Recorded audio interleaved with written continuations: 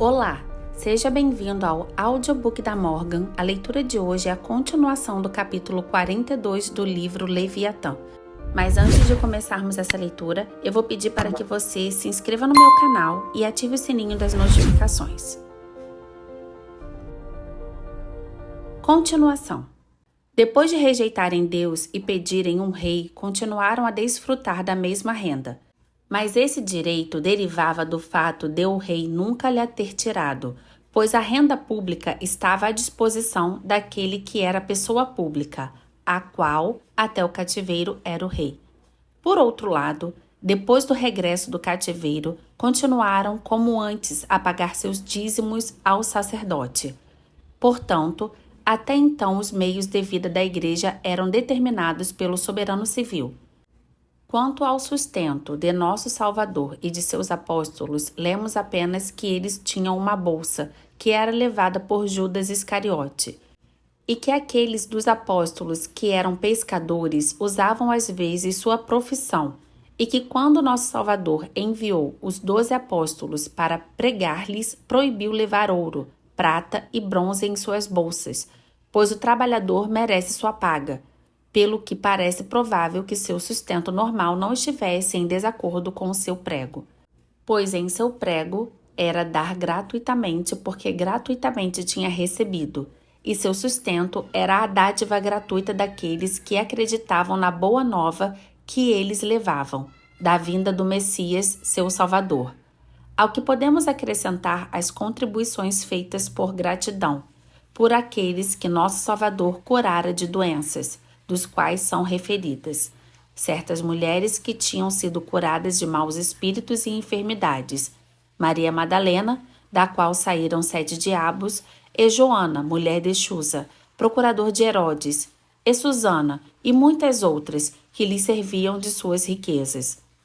Depois da ascensão de nosso Salvador, os cristãos de todas as cidades viviam em comum do dinheiro proveniente da venda de suas terras e posses, as quais depuseram aos pés dos apóstolos por boa vontade, não por dever.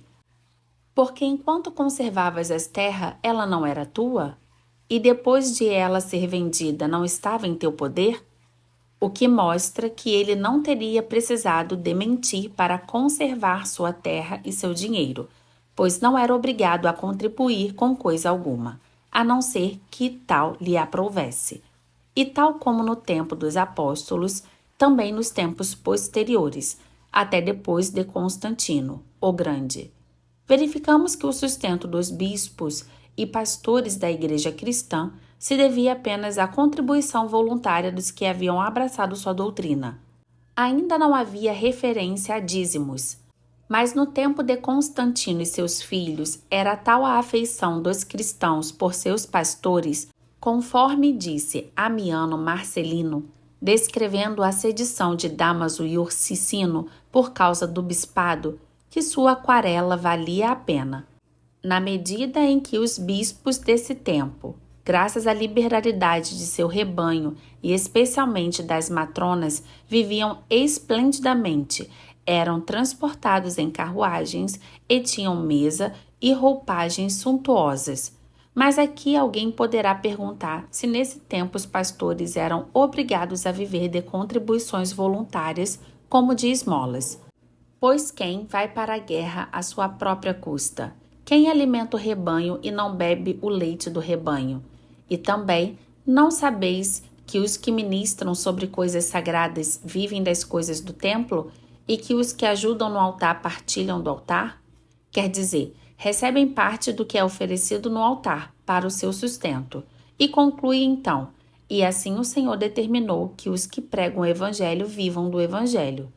Desta passagem, pode sem dúvida inferir-se que os pastores da igreja deviam ser sustentados por seus rebanhos, mas não competia aos pastores determinar a quantidade ou a espécie de seus emolumentos, como quem numa partilha decide seu próprio quinhão.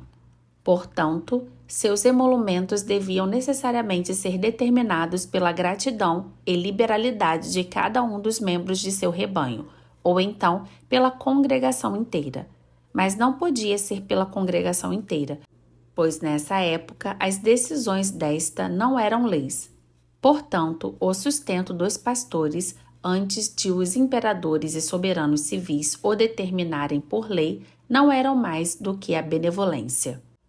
Os que serviam no altar viviam do que lhes era oferecido, e também os pastores podem aceitar o que lhes é oferecido por seu rebanho, mas não podem exigir o que não lhes é oferecido. A que juízes podiam recorrer se não tinham tribunais?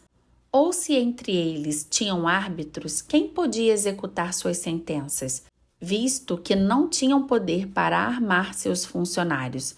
Resta, portanto, apenas a congregação inteira como podendo atribuir a quaisquer pastores da igreja um sustento certo, e mesmo isto somente no caso de seus decretos terem a força de leis.